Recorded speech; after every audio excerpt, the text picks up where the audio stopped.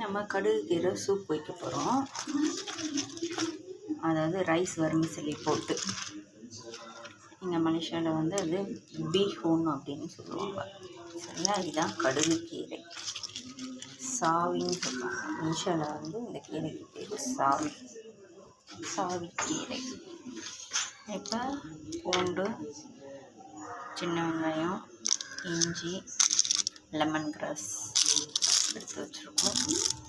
முட்டை, பச்சை மிளகா, தக்காளி இதெல்லாம் வச்சு நம்ம சூப் செய்ய போகிறோம். தண்ணி சூடாகுது நம்ம ரைஸ் வர்மிசெல்லி அவிக்கிறதுக்காக. இதுதான் ரைஸ் வர்மிசெல்லி.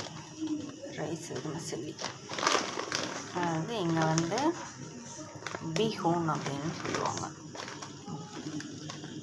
பீஹூன் ரைஸ் வர்மிசெல்லி. இதை வந்து அவிச்சிக்கலாம். தண்ணி இப்போ கொதிக்க போகுது. நம்ம இந்த ரைஸ் வர்மிசெல்லியை போட்டு ஊற வச்சிடலாம்.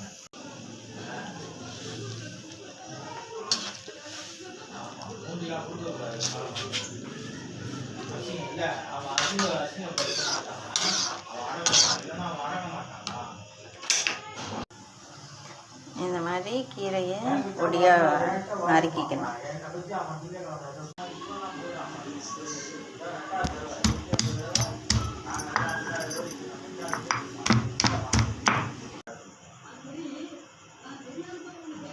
எண்ணெய் ஊற்றிக்கலாம்.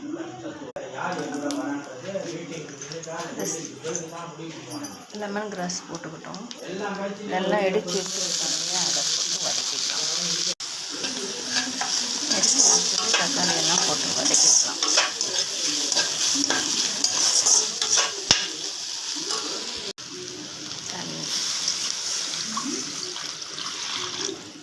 சூப் வைக்கிற கியூப்,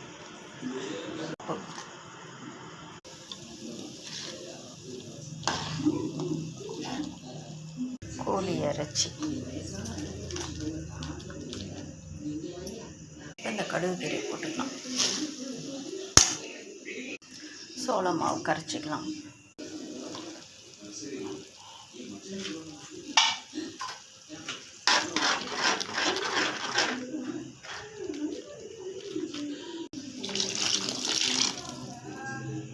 கோழி கடுகு கீரை போட்டு முட்டை போட்டு சூப்பு தயார வச்சு இந்த அரிசி சேமியா ரெடியாக இருக்குது.